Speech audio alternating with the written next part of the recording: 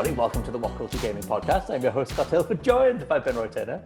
Hello there. And Josh Brown. Hello there. Hello to the both of you. We are all on a secret assignment, or the results of which will become clear in the coming weeks. But that's why our voices, or my voice, is extremely echoey. And just the background visuals, different things that we're showing are all very different for each of us. Beaming in from where we are. However, Josh, you wanted to have a bit of a conversation on the state of PlayStation exclusives across 2020, because I haven't really realized this, but it is a kind of an insane year for PS4 exclusives, and we've sort of rolled them all together to sort of talk about different things, and I've got a list of exclusives for 2018, 2017. What was it about this year? When did you sort of realize that like PlayStation were on a bit of a run?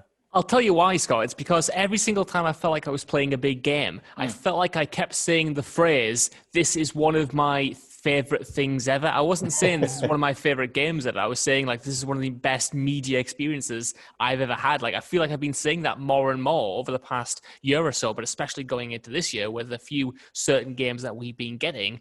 And I just thought it was like such a celebration because I was thinking about everything that we've had so far, every single big PlayStation game. And yet I was also just salivating at the thought of the PS5 games that I'm yet to play, you know what I mean? That are yet to drop over, you know, whenever this podcast comes out over the next few days, perhaps, if you're in, you know, it's the US. Wednesday today, mate. I don't know what day it is for you, but it's definitely Wednesday now. It's Wednesday day. The PlayStation 5 comes out tomorrow. Scott, is it Wednesday? It's Tuesday. Is it Wednesday? I'm losing my mind. Right, it's Wednesday when this goes up. Wednesday tomorrow. That's when the PlayStation comes out. The point is, I was thinking this year's already been awesome in terms of PlayStation releases, and it's going to get even better because I've got Demon's Souls to look forward to. I've got Spider-Man Miles Morales. I've got Sackboy. I've got Astro's Playroom. That, combined with everything else, is just a match made in heaven. And I was thinking, maybe this is the best year they've ever had.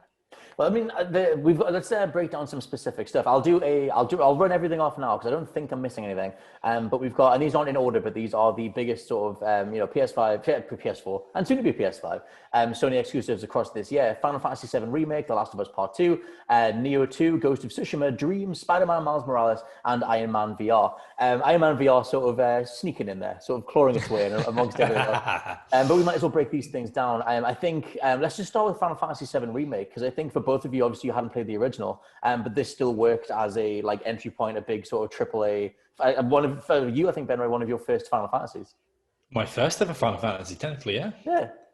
Same for me, because like I wasn't even going to get this. Like Ben Roy knows this, you know this, Scott. This was one of the last games that we actually got to talk about. Like when we still went into the office, you know. Like I remember this was going to come out, and the reason I got this was because we all went into isolation. We all went back home, and I had a lot of free time in my hands, and I was like, if I don't play this game now, I might never play Final Fantasy VII. I might never find the time carved out to pump 40 hours, 30 hours or whatever into it. And I'm just so pleased I did, because like Roy, it was essentially my first Final Fantasy. I'd dabbled before. I'd obviously known a lot about it. You know, I had friends growing up and cousins growing up who absolutely loved it. So through osmosis, I had some Final Fantasy knowledge, but never had that firsthand. And obviously you had been telling me for years at this point to go back to the original, and I kept saying, no, I'm not going to do it. I'm going to wait for this remake. And which honestly, still scars me to this day, mate, to be honest, because I love the remake, but it's not a patch on the original. Well, I want to scar you even more because I loved everything they do with the remake, man. Even not having that first-hand knowledge of the original, the way they sort of like subverted it and smashed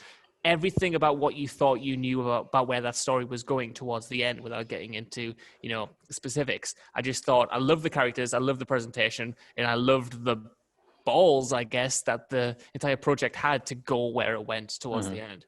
My thing was just like, I love the production value on it. I think that I keep kind of holding it up as one of 2020's most impressive looking games. I know that obviously the environments they're nowhere near the character model detail.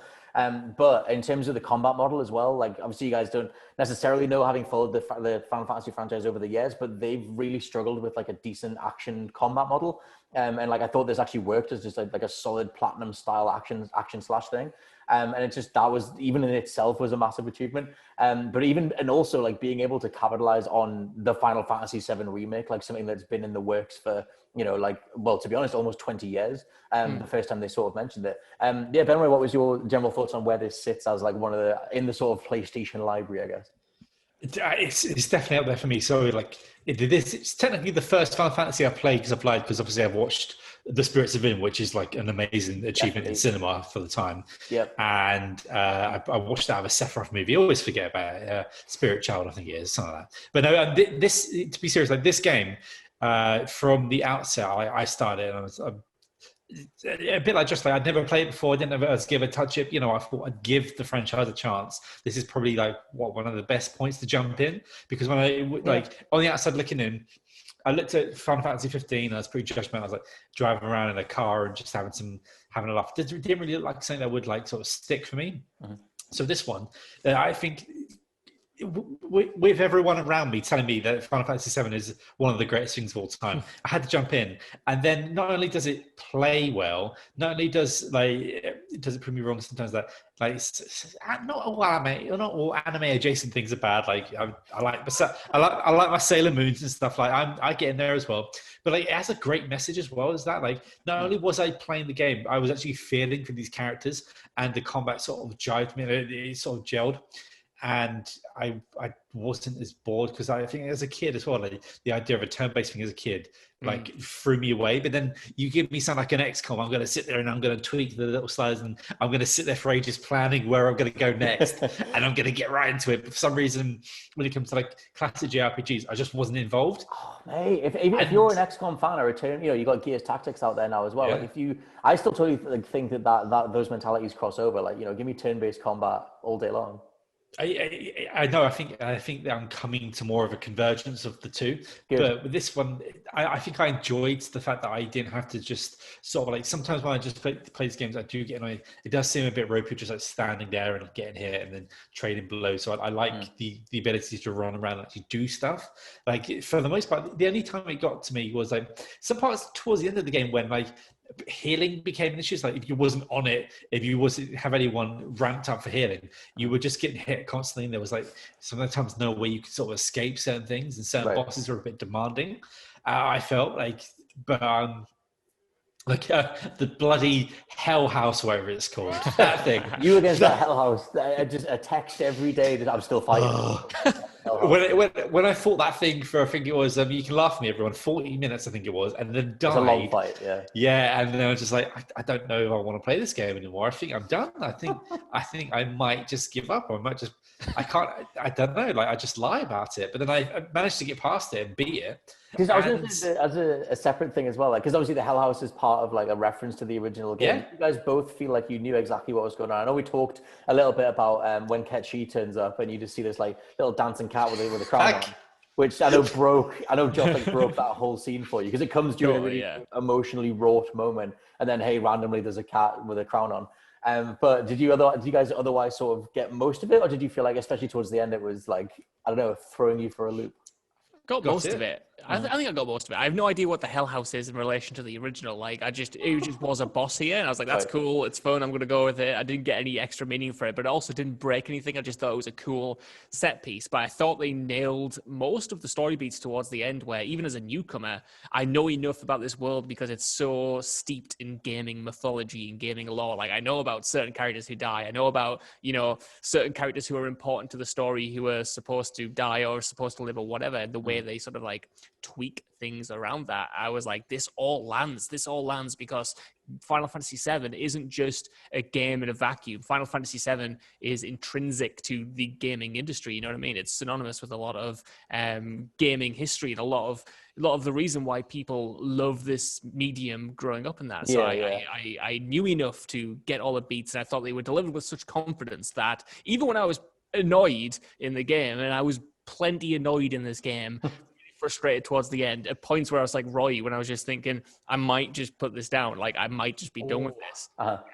There was a lot of lows in it like that, but every single time it hit me with one of those peaks, I was just thought, like, this is amazing, like this is something we might branch out and do even more sort of end of the year stuff, or games of the generation type stuff, because there's so much more to talk about with Final Fantasy VII. I know we covered it a couple of times back when it first came out, because you liked all the quiet moments, the bits when it's sort of like the bits that are for me 100% padding because it wasn't in the original. But I think that it's just fascinating, like coming into it fresh, like just how those moments land and like how much you pick up on that was added versus taken away.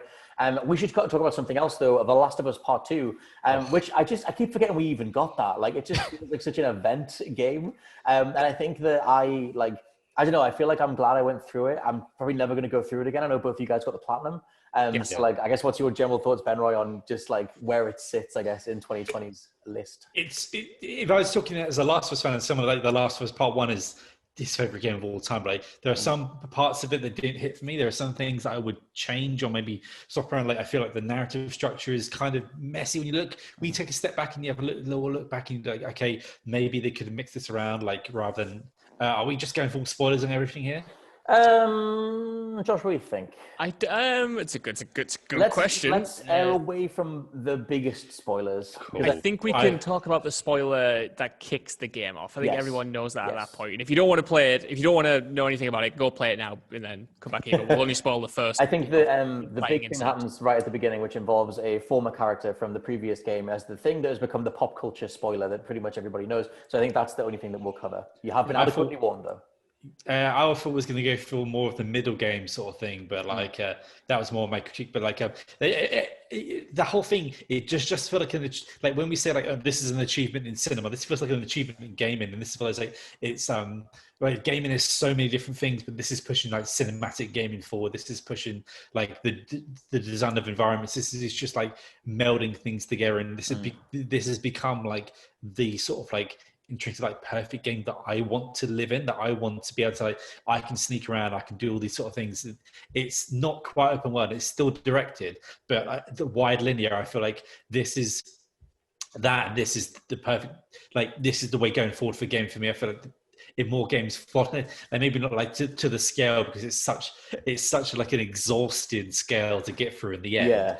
But they got the gameplay down, they got the graphics down, they got like a lot of the character work down, and they made me cry twice. Like just sitting there bawling out at some parts. I don't even want to say the thing, and it just I can't fault this game really, apart from its structure in some ways. Apart from that, like I just sit back and go, that was a thing, and that exhausted me, and I'm gonna play it again probably on my PS5, because I'm probably not going to get a game on the PS5. I'm going to have that and Bugsnax, so I might as well just play Last of Us Part 2. They might do like a 4K 60 type upgrade or something for Last of Us. I don't know. I think that I think it's a fascinating thing to pick apart. I think that like as the credits rolled, I remember just sort of thinking to myself, like, I don't know if I needed that. I don't know if I needed that way for the story to go, like considering what they do at the very beginning, and then that sort of, takes out with the running, something that they could have gone with. But I cry now thinking about it. Even when you said when the credits roll, I'm thinking about the last cutscene you see before the credit. I'm like, oh. Well, that's the thing. That's the beauty of it. The way that it's so powerful is like I've never had a game make me feel that before. Like the way that when everything comes to a head and you have that the final sort of confrontation and the way that comes together. Like I said, I've never felt a genuine sense of like just hating the idea of human violence and just the fact that so many of us can't reconcile and things like that. And I thought that to be able to make that playable and be interactive, like, is an achievement in game design. It makes you think, even when you're sort of like, there's a point when you're going through and I was just say a lot of death around you. I think you both know what I'm about there. And I was just sitting there and I felt like I'm in Clockwork Orange when you're having your eyes held open, you're just looking at awful things. I felt like I was being put through something. I wasn't like, it wasn't fun, but it was sort of like, it was changing in a way. I was just taking it all in and trying to get through this. It was just a different experience on another level. I think just the amount of like the fact that Naughty Dog, like obviously they're published by Sony, but they don't like seem to answer to any sort of standard corporate whims whatsoever. You can tell that they put every ounce of themselves into it. They didn't hold back at all. The budget was sky high, but they spent it in like, very specific ways, like specific performance capture and like specific castings and environmental detail and stuff like that. Like I do think it completely works. Like you can tell what they're going for. It's just that it's strange having finished it and lived with it for the months after, because it is so grim and like, it's hard to get through. It's really tough subject matter. It hasn't made me think about it since then, which is, I don't know, I'm still kind of grappling with that as to like whether I do think it's one of the like, top 3 of the year or whatever. But I'm still amazed by it, and I still was like completely glued to it the whole way through. I've kind of dominated this one. I wanted to see if Josh had anything to throw in for Last of Us Part 2, because I just kind of like Josh, get out of the way. I'm talking about Last of Us. No, it's good. It's funny because when it first came out, obviously I reviewed it and played it a couple of weeks beforehand, but I felt like it almost lasted Last of Us myself out. You know what I mean? I did the review, we talked about it. The discourse around it. The whole Fallout and stuff was so kind of, toxic in a lot of ways. Like, I didn't want to talk about it, which sucked because I did love it. But now I feel like everyone's kind of calmed down a bit. We can discuss it a bit more. And yeah, like what I was alluding to at the beginning of this video when I said there are a few things this year where I've gone, that's just one of my favorite things ever. Like The Last of Us Part 2 was one of it. Like, I finished this gaming experience and just felt so, I don't know, I felt like different. I felt like Roy said, in a lot of ways it felt like the apex of this kind of cinematic storytelling or cinematic gameplay that Naughty Dog has been kind of perfecting for a long time. But for me, and I know this is obviously subjective, but like they nailed every single sort of like plot beat, all the characters, even the new characters I found myself really sort of intrigued by and kind of falling in love with, like, Lev and Abby to an extent. Like, when I was playing through their sections for like the second time, I was like, I just get it. Like, the first time I was like very much focused on Ellie's story, and I was just thinking, I want to see more from this. I want to see how this ends. I was essentially just wanting to see how it ended because I was so invested in, the whole thing. But it was one of the only games, if not the only game that I've ever played where I immediately played through it again. Like, I played through it for review. I played The Last of Us 1 again, and then that hit the launch day, and then I played Last of Us 2 again. Without those expectations, without the pressure to sort of review it, without the pressure for the game itself to live up to something that I had in my head. And that second time was even better because I got to appreciate it much more and got to appreciate it on its own terms and not just the terms that I laid out for it and not just what I wanted or expected it to be. And it's kind of like not waned on me. Like, every single time I think about this year in gaming, like The Last of Us 2 remains at the top of it. And I can think about some of those scenes, a lot of them involving Ellie and Joel, like in the just so well done, so tender.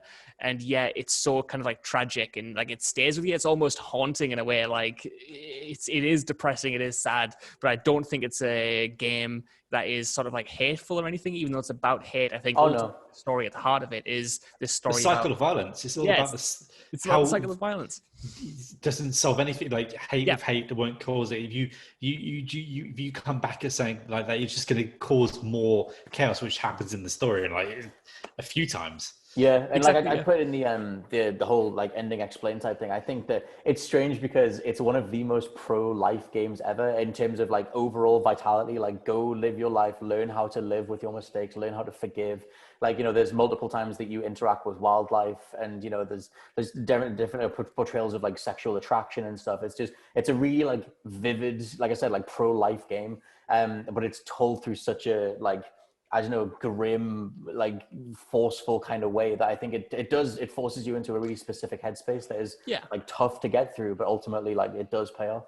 And even though like I obviously love it, I give it like 5 stars in the review, which I totally stand by. Like, it's one of my favorite games of the generation. Like, even though I can love it and appreciate it, I can still recognize that there are, like certain flaws or certain things that they could have done better. And that's like just every game, you know what I mean? I feel like no game in my mind anyway is perfect. Like, all the games I love, every single one of them has something that I could point to and be like, well, I would have perhaps liked it if they did that slightly better, or if they changed that or whatever. Because we had someone in the comments, and I know I shouldn't read the comments because it's just like, looking into the void sometimes. But I think it was someone was saying like, oh, WhatCulture gave this, like, loved this at launch, and now they just keep taking the piss out of it and joking about it. And I'm like, yeah, but that's good because I can take the mick out of something that I love. I don't have to be sensitive over it. I don't have to be protective over The Last of Us 2.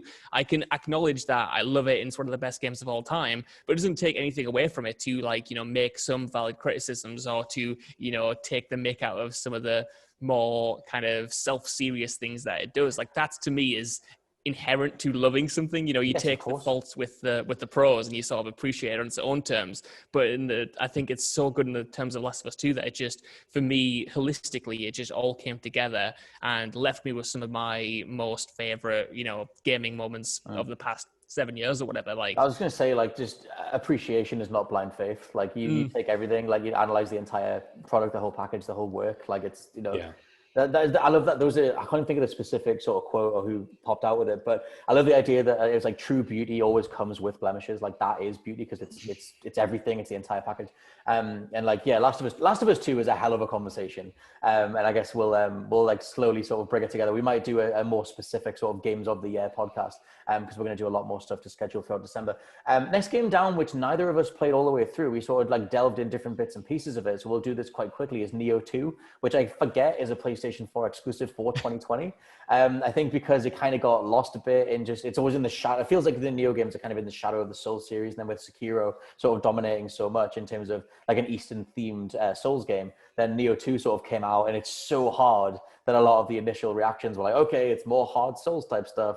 And then that was kind of it. But Nioh 2 initially grabbed one of you at least. I think, Josh, you were going to get it. It's just one of those games that like I appreciate that it exists. You know what I mean? Like I appreciate that Sony's helping kind of like fund this series and helping. You know, it's definitely, I always get them mixed up. It's definitely Team Ninja who does. Yes, and Ninja Theory is Hellblade. And yes. Enslaved and stuff, yeah. Yes, I always get, every single time, just Same. because they've got Ninja in the title, I always get it mixed up. But I like that they've sort of moved on to something that's kind of evolved what they used to do. And they are producing this really high quality, you know, thing that is clearly in the vein of From Software's level of difficulty and hardness or whatever. But I just love that it's there. And I love that people enjoy it. And I love that, you know, in a world where we're moving towards online services and multiplayer and stuff like that, that we still have this franchise that, you know, Sony is helping produce that, you know, can be championed and stuff.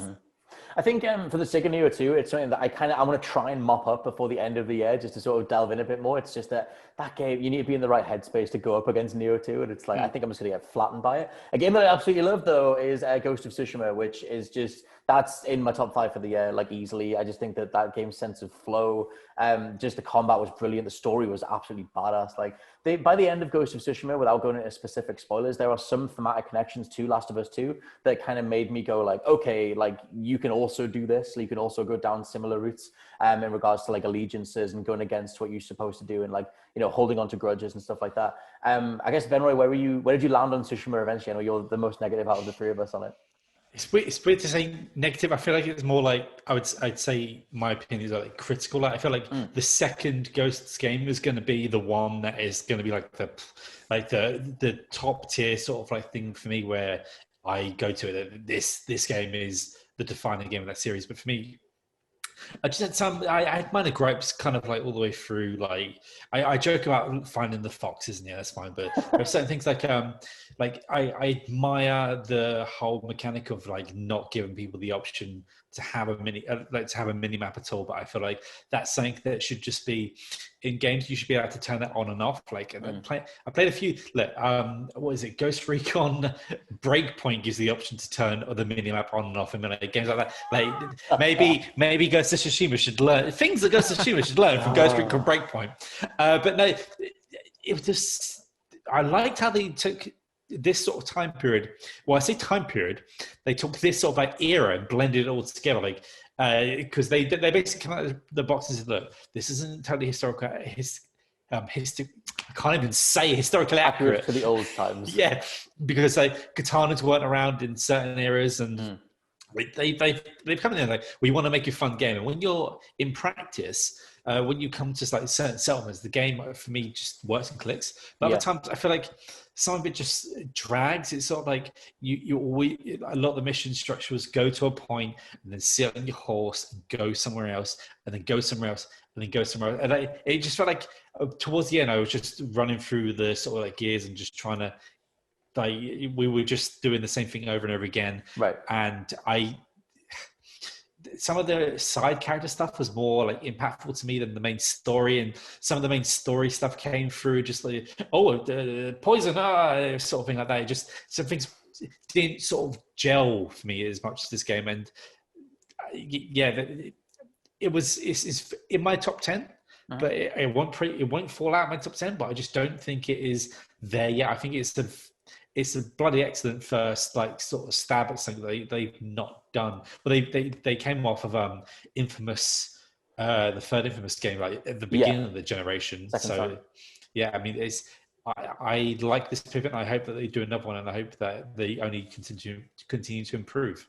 My thing was like, I was just actually, Josh, I was going to say, because you did all the main story and all the side missions, you were mopping everything up like island by island, I think. So by the time you got to the end, you'd seen everything. Whereas I did all the main stuff and then doubled back and did some of the side stuff, which almost didn't work. They have written around it, but I had you had a whole way different payoff where various characters were coming in Mass Effect 2 style. Whereas like for me, I still got that where some characters turned up, but I hadn't done all of their side story stuff yet. That's mad. So, but it's just, that's a whole thing. Because I did what Josh did as well. I did everything as I sort of went up. Right. It was so funny because I was like obviously talking to Scott while we were going through it.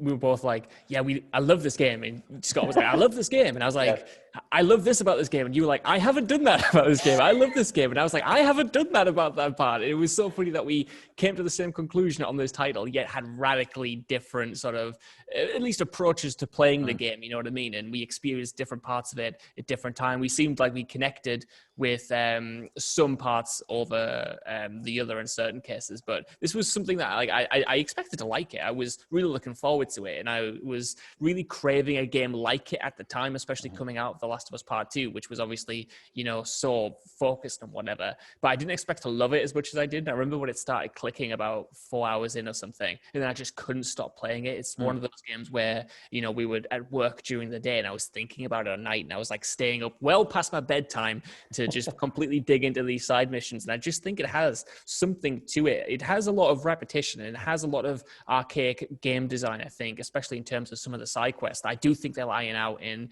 Ghost of Tsushima too.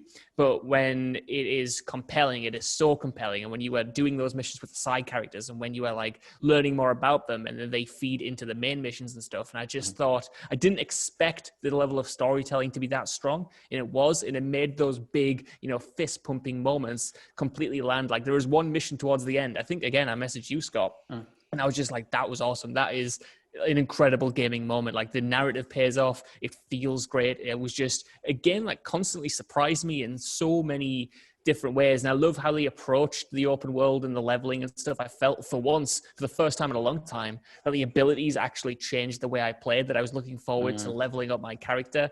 And that combined with the freeform exploration, like I'm a sucker for something like the wind system where I don't just have these points in the map where I'm going to and kind of like mindlessly mopping them up, even though I sort of was towards the very, very end. Like the fact that I had to look around me and take in the environments made me appreciate the environments like even more. And they are some, really highly detailed stuff, and also it just looks gorgeous, doesn't it? It just is. There's something about it that for me, there was there's a sense of tranquility and serenity to it that I think it's obviously filtered through the region that they're playing, and the historical historical accuracy side of it, I guess, is a little bit skewish. But to someone like me who doesn't know Eastern history as much as I should or something like that, there was a bit right at the beginning where you just you sit down at one of the shrines and you get to play the flute for the first time. You write a haiku and then you're just playing the flute as you're walking around.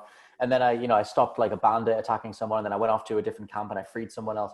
And I just thought that it tied in so well with the story they were doing about this one lone survivor just trying to take back his country from these Mongol invaders and trying to hang on to little parts of tradition and just representing this soul of, I guess, Japan that's trying to sort of fight off these different people. And I don't know, there was just something so beautiful about that. And it comes through in the world design, it comes through in the wind system and ways that get away from gaming. I feel like ever since Breath of the Wild, tons of devs and tons of coverage has talked about games that have tried to do what Breath of the Wild did, where you remove the systems entirely and you just naturally flow from one thing to another. And Ghost of Tsushima is obviously, you can bring up icons and you can bring up different things to go to. And you have a mini map and that would have helped with those things. But for me, the point was to get away from all that and just experience this whole thing in one gorgeous sense of flow. And it's proper artsy fartsy stuff. But I just thought that it nailed that feel, and it's such a specific feel. And I think it's somewhere rooted in between tranquility, serenity, but also, engaging with a really brutal combat system when it's required, because that character, Jin Sakai, needs to do that to protect his homeland. For my critiques, I feel like Sucker Punch have made an excellent 4 out of 5, 8 out of 10 game. But I'm not saying this is like a 4 out of 10 or a 2 out of 5 sort of game. But I just feel like you would never catch me going, I want a mini map in say The Last of Us Part 2, because I feel like that's a more directed game. I feel like sometimes they're trying to be. I could see what they were coming from with it. It just didn't work. Like, especially when you got to settlements and then you would have the marker appear at the top of the screen when you got closer. It was with me.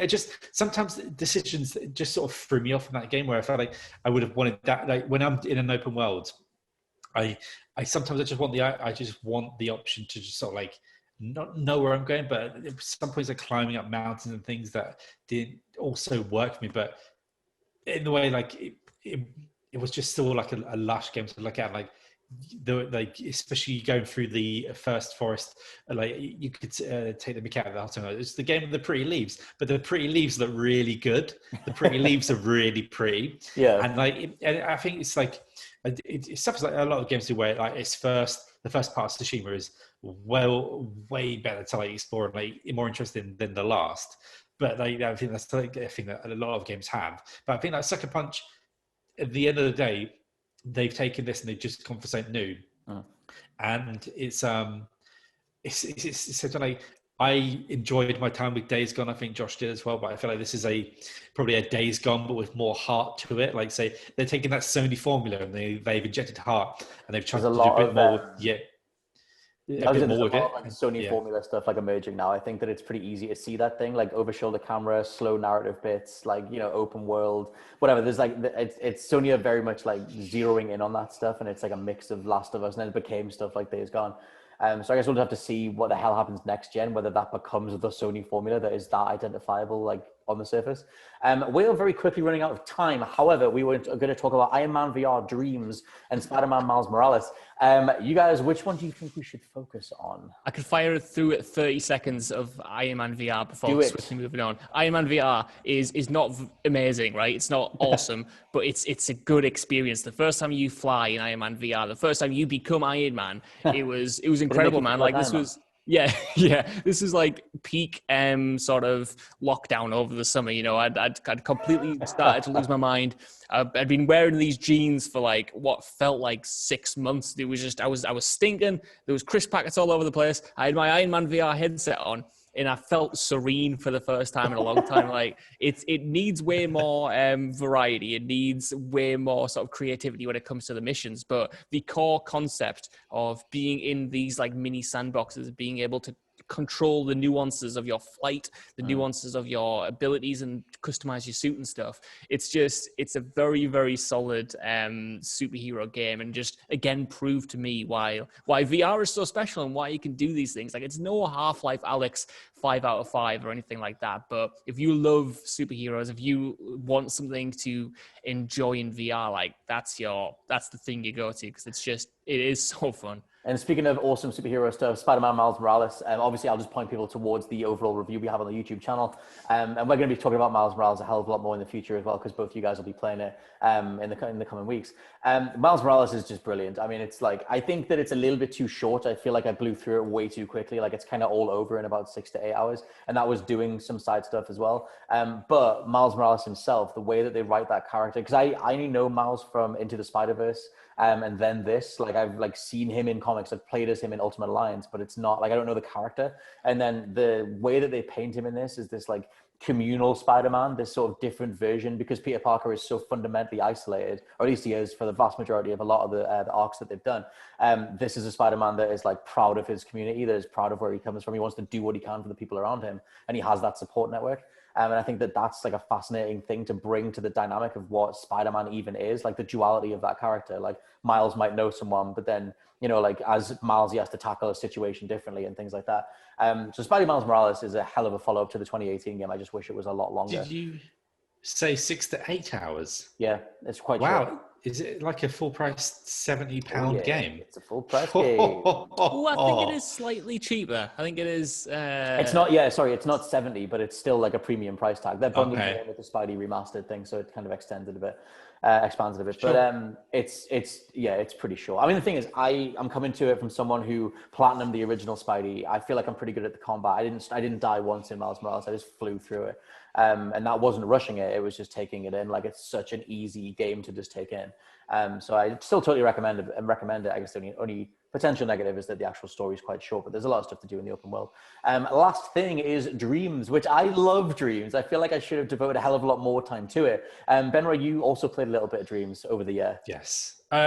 Dreams, it was very dangerous. I had to stop myself because I started playing it and I started playing people's levels and I thought about making my own level. And then I remembered the Mario Maker 2 hole that I fell down to the point where I was sitting in Belfast Airport, should I say, almost missing my flight because I was trying to finish my level that I'd made to torture people online, like trying to hold shouts in. And obviously, like Dreams isn't made for that sort of reason to torture people, like the Mario Maker 2 is. But the breadth of the stuff that is on offer, like playing the games, it's just not jumping into anyone's just simple, like fun little platform level or someone's little comedy game or like someone like anything. Like I have never seen something like this sort of in depth, and I can't believe more people aren't talking about it. And I'm sorry, it just needs to go to PC, because if it goes to PC, like then that thing will explode and oh no, my lights have gone off. I love that. They're like, no, Benroy's making too good of a point. We've got to silence shut him down. I love the little reflection you can see. There he is. He's back. He's surviving. The perils of filming in this particular place that we can't talk about yet. Secret bunker that we're in. The secret underground 2020 bunker. I think, like you said, it needed to be talked about a hell of a lot more. I feel like they didn't do that much marketing around it. It sort of just came out, and considering the scope of what you can do, like literally make anything. It's weird because that requires such a humongous time investment, but I think they could have done a better job at showcasing, like, look, you can get, basic animation off the ground, like in an afternoon. You can get, like, you can animate different characters. You can make a platformer in a few hours. Yeah. I'm sitting here, it's amazing because I can't understand how they've made this work. And I keep looking, I've watched more than I've played. I sit there and watch on YouTube. It's more like a nice relaxing experience. Well, I was going to say, like, I feel like I learned more about game design and game development just playing it and seeing it and going, oh, so that stitches to that and that's how that becomes that. Like, it's a very unique feeling, like seeing how stuff comes together. It's just someone who also got far too far into Minecraft as well. Just like the idea of this, but even on the level, I need Josh to save me from this conversation now because I'm getting sucked in and thinking I'm going to go home and play Dreams tonight rather than Gears Tactics. Gears Tactics, though, I need that in my life. Let's kill this PlayStation podcast. Mate. Go back and play Dreams. I'm the same as you guys, right? Well, to an extent.